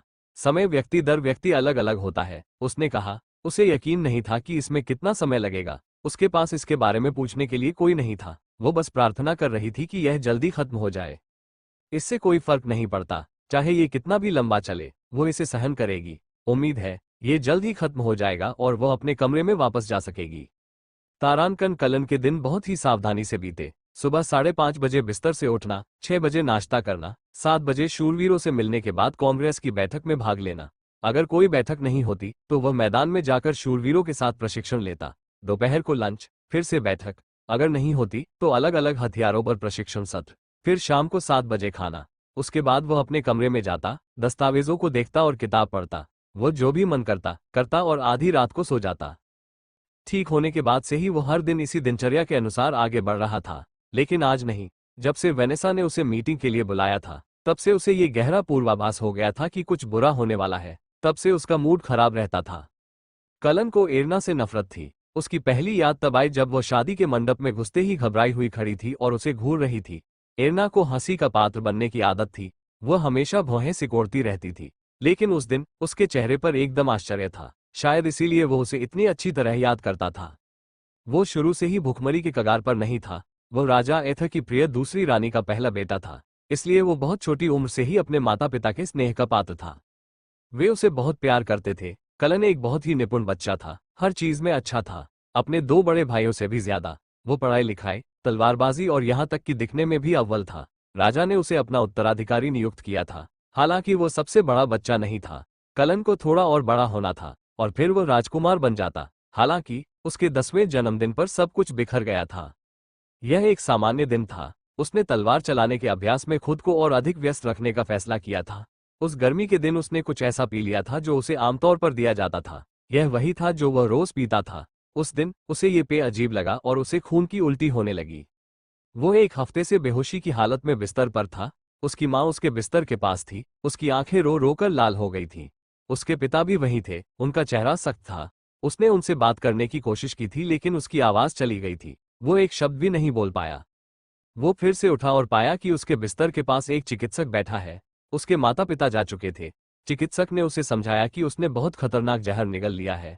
उसकी ग्रासनली और पेट अंदर से जल गए थे। राजघरानों के करीबी एक जादूगर ने समय रहते अपने जादू का इस्तेमाल करके उसके अंगों को किसी भी तरह के स्थायी नुकसान से बचा लिया था। फिर भी सभी जादू और दवाइयों के बावजूद उसके शरीर को पूरी तरह से ठीक होने में बहुत लंबा समय लगेगा और तब भी वो पूरी तरह से ठीक नहीं हो पाएगा। डॉक्टर ने उसे भरोसा दिलाया कि उसे पता है कि वो कुछ ही समय में ठीक हो जाएगा, लेकिन उसके लिए ये जरूरी था कि वह अपने शरीर पर ज्यादा दबाव न डाले और अपनी दवाएं समय पर ले। कलन ने डॉक्टर की बात मानी और अपने शरीर का ख्याल रखा। उसने वो सब किया जो उसे करने के लिए कहा गया था। कलन ने सोचा था कि सब कुछ ठीक हो जाएगा, लेकिन उसने गलत सोचा। उसने पाया कि वो पानी भी नहीं पी पा रहा था। जब भी वो पानी का गिलास पकड़ने के लिए हाथ उठाता तो उसके हाथ कांपने लगते। उसका पूरा शरीर कांपने लगता और फिर खांसी का तेज दौरा पड़ता। उसके बाद से उसके लिए कोई भी तरल पदार्थ निगलना मुश्किल हो गया था। खाना खाने की हालत और भी खराब हो गई थी। जब भी वह खाने के बारे में सोचता या उसके सामने खाना रखा जाता तो उसे डर लगता और उसका शरीर खाना खाने से मना कर देता। डॉक्टर ने उसे प्यार से समझाया था कि यह मानसिक स्थिति जहर निगलने के आघात के कारण है। ये डर उसे कभी नहीं छोड़ता था। शुरुआत में उसके माता पिता ने उसका बहुत साथ दिया, लेकिन जैसे जैसे समय बीतता गया वे उससे और उसके व्यवहार से परेशान होने लगे। वे कहते थे, तुम्हें बस इसे नियंत्रित करने की जरूरत है कलन। अगर तुम्हारे पास दृढ़ इच्छा शक्ति है तो तुम इससे उबर सकते हो। खाने पीने में असमर्थ होने के कारण कलन का शरीर सिकुड़ गया था। उसके गाल पीले पीलेपन से धंस गए थे। उसकी त्वचा ढीली होकर उसके शरीर से चिपक गई थी।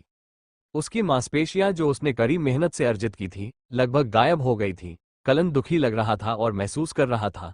उसकी मां अस्वस्थ थी। उसने उसके शिक्षक को बुलाया और उसे महल में कलन को पढ़ाने का निर्देश दिया। उसकी राय थी कि वह हमेशा बिस्तर पर नहीं लेटा रह सकता, लेकिन उसके बिगड़ते स्वास्थ्य के कारण कलन के लिए कक्षा में ध्यान केंद्रित करना कष्टदायक था। उसे जो पढ़ाया जा रहा था उसमें से उसे कुछ भी समझ में नहीं आ रहा था। ये सब 5 महीने तक चलता रहा, लेकिन कोई अच्छी खबर नहीं मिली। राजा अब अपने बेटे की तलाश में नहीं था। ऐसा लग रहा था कि वह कलन को उसकी हालत के बारे में राजकुमार घोषित करने के मूड में नहीं था। उसकी मां ने राजा के हृदय परिवर्तन को पहचान लिया था। उसे बेहतर महसूस कराने के लिए किए गए प्रयासों और विकल्पों के बावजूद कलन में कोई सुधार नहीं हुआ। आखिरकार उन्होंने एक अंतिम उपाय के बारे में सोचा। उनके माता पिता ने एक नए बच्चे की योजना बनाई थी। 10 महीने बाद उसने एक लड़के को जन्म दिया, एक स्वस्थ बुद्धिमान लड़का, ठीक वैसा ही जैसा कि कलन पहले था। उनके माता पिता ने इस नए बच्चे पर अपना पूरा ध्यान और स्नेह बरसाया, ठीक वैसे ही जैसे हाल के दिनों में कलन के साथ किया गया था। महल नए राजकुमार को दे दिया गया था, जबकि कलन को दूसरे राजकुमार के पास भेज दिया गया था। डॉक्टरों और शिक्षकों का आना जाना महीने में एक बार ही रह गया। उसकी देखभाल के लिए तैनात नौकरों की संख्या भी कम हो गई। ऐसा लग रहा था कि कलन हर किसी की यादों से गायब हो रहा था। अपने जन्मदिन पर जब कोई भी उसे ढूंढने नहीं आया तो उसे पता चल गया। उसे यह बात काफी समय से पता थी। अब वो दूसरों के लिए एक व्यक्ति के रूप में मौजूद नहीं था। किसी को परवाह नहीं थी। कई सालों बाद कलन को राजा से एक आदेश मिला, जो लंबे समय में पहला आदेश था। एथा का प्रतिनिधित्व करने के लिए एक गर्वित शाही के रूप में डची ऑफ हेसेनगार्ड जाने का आदेश। कलन ने मन ही मन कोसा और बिस्तर पर एरना को घूरते हुए अपने अतीत को याद किया। एरना वहां लेटी हुई थी, अपने चेहरे को अपनी बाहों से धनके हुए, मानो वो उसे देखना बर्दाश्त नहीं कर सकती। कलन ने आह भरी। वे एक दूसरे से समान रूप से नफरत करते थे और फिर भी उनके जीवन दोनों तरफ से तबाह और क्षतिग्रस्त हो गए थे, जिससे समान दर्द हुआ। अगर उन्हें अपनी मातृभूमि और अपने अपने स्थानों से जुड़ी दर्दनाक यादों से खुद को बचाने का कोई मौका था, तो ये काम करना ही था। अब क्या, उसने सोचा। कलन ने अपने शूरवीरों से जो देखा और सुना था, उससे उसे सेक्स के बारे में कुछ भी पता नहीं था। वो सोच रहा था कि कैसे कम से कम संपर्क में रहते हुए जल्द से जल्द काम पूरा किया जाए। उसने फिर से एरना को देखा, जो पूरी तरह से तैयार बिस्तर पर लेटी हुई थी। वो उसे उसी तरह से नहीं देख पा रहा था जैसे उसने पहले देखा था। जब एरना सड़क पर टहलती थी तो शूरवीरों के दल के सदस्य शर्म से लाल हो जाते थे और अपने आसन सीधे कर लेते थे, और जब कलन दूर होता था तो वे आपस में खुलकर बात करते थे कि वह हेसेनगार्ड की सबसे खूबसूरत महिला है। कलन इससे अधिक सहमत नहीं हो सकता था। अपनी व्यक्तिगत भावनाओं को एक तरफ रखते हुए एरना अविश्वसनीय रूप से सुंदर थी। हालांकि इस तथ्य ने उसे कोई भावना नहीं दी।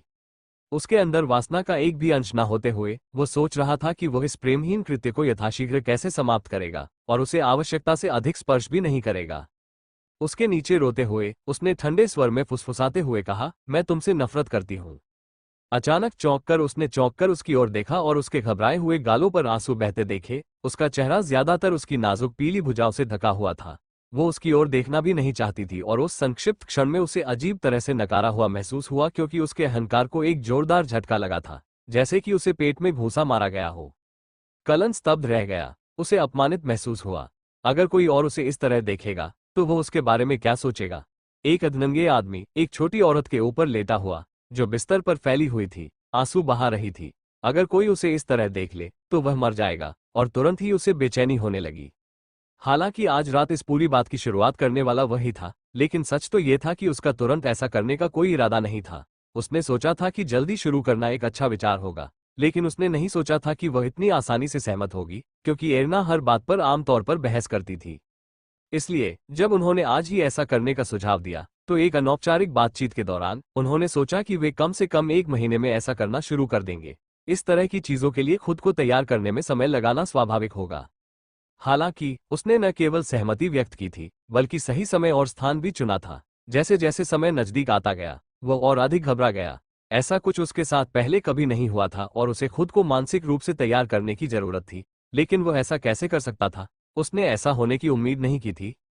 जब 10 बजने को आए तो कलन ने लकड़ी के डिस्प्ले कैबिनेट से एक कांच का जार निकाला। काफी देर तक उसे घूरता रहा और उसमें से कुछ गहरे पीले रंग का तरल पदार्थ एक बढ़िया क्रिस्टल विस्की गिलास में डाला।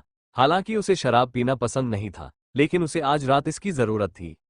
वो विशाल कमरे में चला गया और बाईं ओर के दरवाजे के सामने खड़ा हो गया, अपने गिलास को कसकर पकड़े हुए। वो दरवाजा जो उस अपमानजनक पहली रात के बाद से एक बार भी नहीं खुला था। एक गहरी सांस लेने के बाद उसने धीरे से बड़े कांस्य दरवाजे के हैंडल को घुमाया और धीरे से उसे खोला। उसे आश्चर्य हुआ, कमरा बिल्कुल वैसा ही दिख रहा था जैसा तब था, और ये देखकर उसकी रीढ़ में सिहरन पैदा हो गई। ड्यूक के महल में हर कोई जानता था कि उस भयानक रात के बाद से कलन और एरना ने इस कमरे में एक साथ पैर नहीं रखा था। उसने सोचा, ये सब यहीं तक सीमित रह गया है। 10 सालों से उपेक्षित पड़े कमरे की सफाई ने उसे चौंका दिया। चिमनी में जलती लकड़ियां चटकने की मधुर आवाज कर रही थी।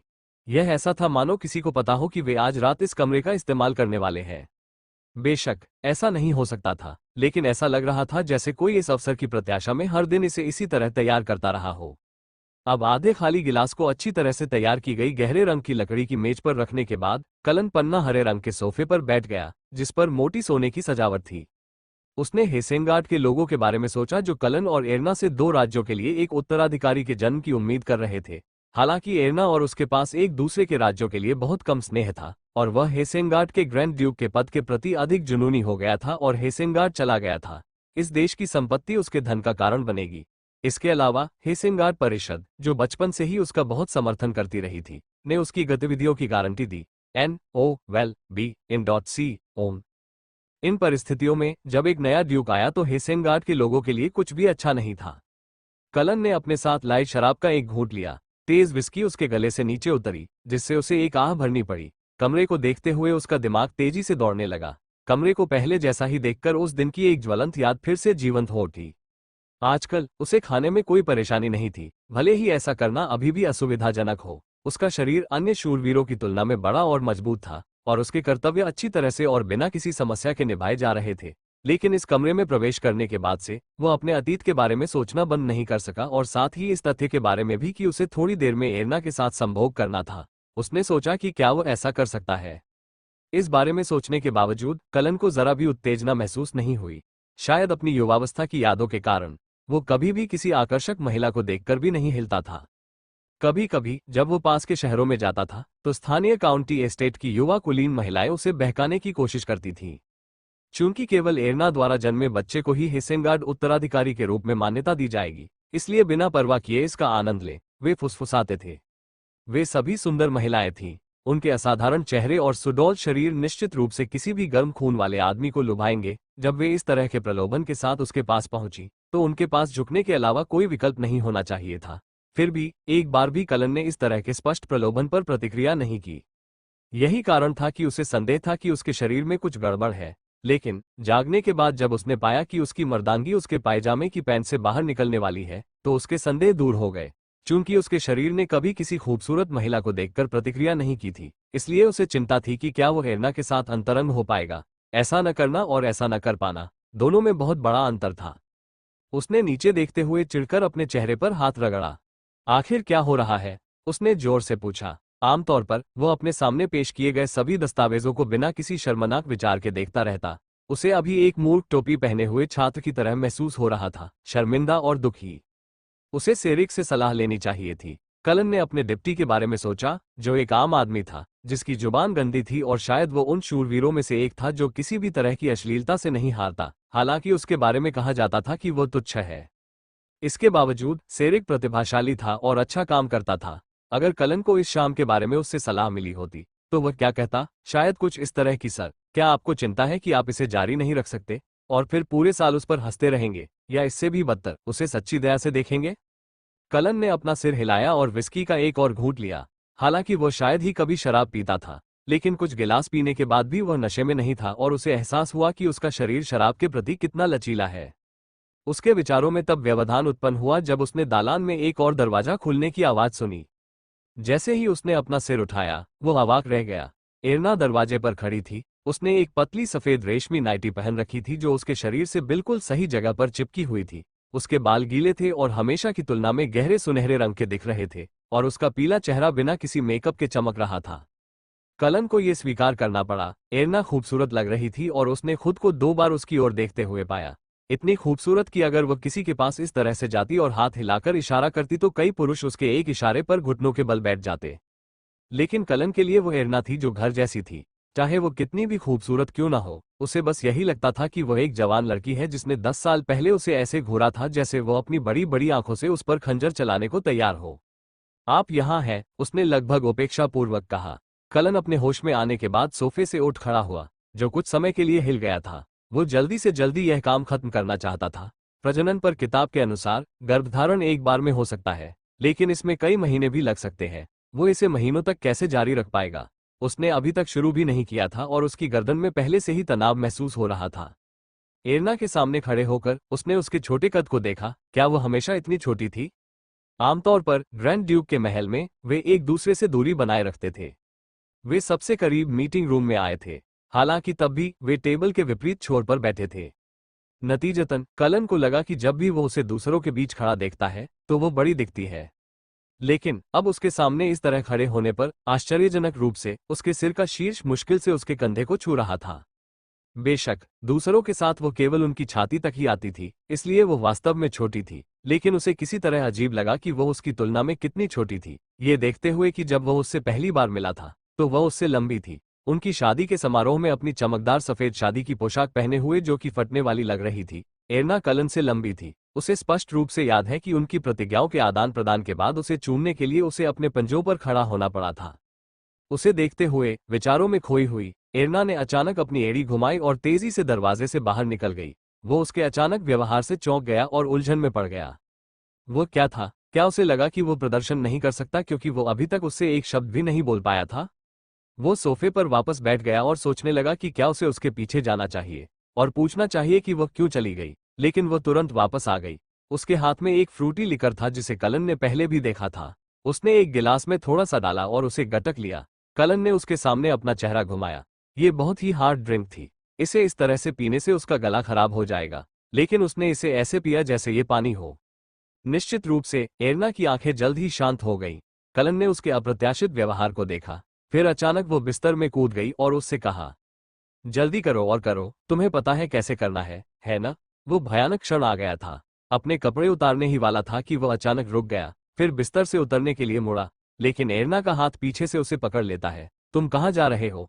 जल्दी करो। अपना सिर घुमाकर उसने देखा कि उसकी आंखें भर आई है। कलन को याद आया कि उसने उसे ऐसे ही देखा था, ठीक 10 साल पहले, इसी कमरे में। उस रात एरना, जो अपने चारों ओर कंबल लपेटे बैठी थी, हर चीज से घृणा कर रही थी। उसके चेहरे पर वही उदास और दूर की नजर थी जो